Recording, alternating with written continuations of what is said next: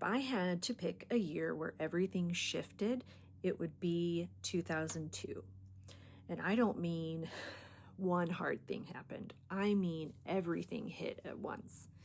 By that point, life was already so unstable, but 2002 is where it all collapsed. My mom died from complications with another bout of cancer, or at least that's what we were told at the time. So we were 15, my older sister was 16, and when you're young, you don't question it. You just grieve what you think is true.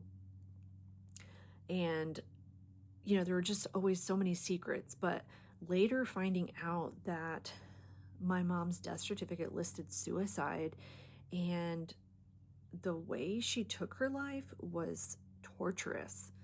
She was a phlebotomist, so she's the one that would, do lab work or draw blood. So she had a lot of access to needles, and she was injecting rat poison into her body, slowly killing herself.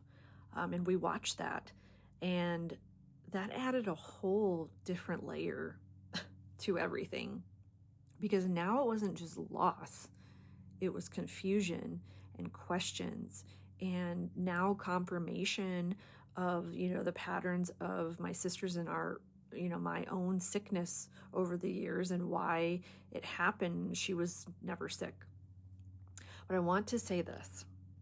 My mom was a deeply wounded woman.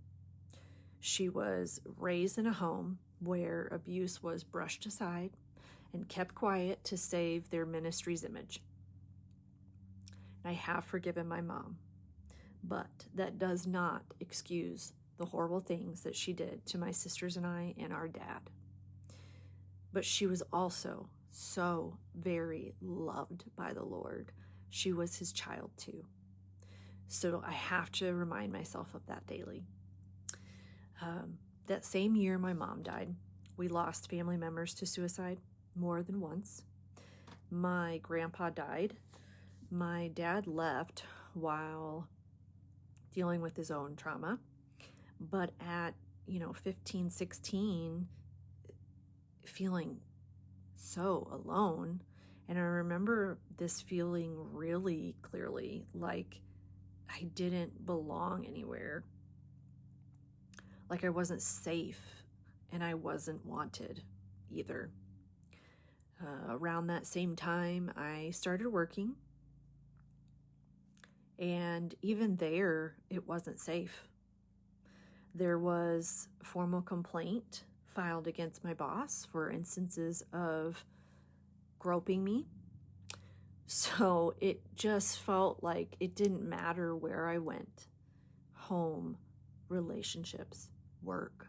Something always felt off, felt unsafe. And when that's your reality, you stop expecting safety. You just try to get through your day. And so I coped the only ways that I knew how. I'd never been taught coping or standards or boundaries, and I started cutting self-harm because physical pain made more sense to me than emotional pain. And then my eating disorder became pretty consistent. It gave me control when everything else felt so out of control. But that was kind of the lie, But I also started drinking because I didn't want to feel anything anymore. I wanted just to be numb. I wanted to go away. And, I want to be really clear too about this. I wasn't trying to be rebellious. I was trying to survive, because when everything around you is falling apart and you don't have truth to stand on, your foundation's cracked, you will grab onto anything that promises relief. Anything. And most of the time that comes from the enemy. And so even if it's destroying you at the same time, you're gonna hold tight to that. So moving to 2003, 2004, those years were heavy too. My older sister left for the military. My other sisters started getting into drugs. We lost more family, and it just felt like loss kept repeating itself. That feeling of, getting close to anyone means they're going to die or leave was very ingrained.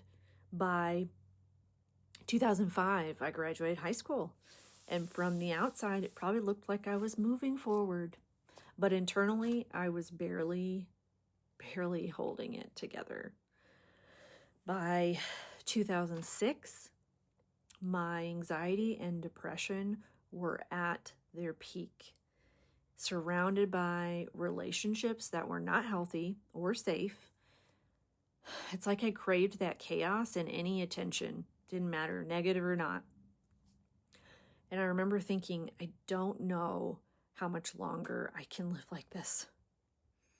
I was drowning, but at the same time, there was still this small part of me that believed God had to be real because I was still here. And there would just be no other explanation for that. And that's the part of my story I think a lot about. Even in the middle of everything, the confusion, the pain, the choices I was making, I never fully let go of the idea that God existed. Even if I didn't understand him or truly know him, I knew he was there. So in 2006, I was in a very, very dark place. And I reached out to my former youth pastor's wife. And with God's orchestrating hand, I ended up moving in with this sweet family, 3 hours away from home and from my sisters. That was one of the hardest things I ever had to do, was leaving them. Our bond goes beyond sisters, because when you add that trauma bond, it's just so much stronger than most people will ever experience. So leaving them felt like leaving a part of my body behind, but God said go, and for the first time, I obeyed. I was not going to live much longer if I did not. And that was the beginning of something new, even if I didn't realize it yet. And looking back now, that season of my life, it didn't just break me. It showed me what life looks like when you're trying to survive without truth. And I was about to find out that surviving and living are not the same thing.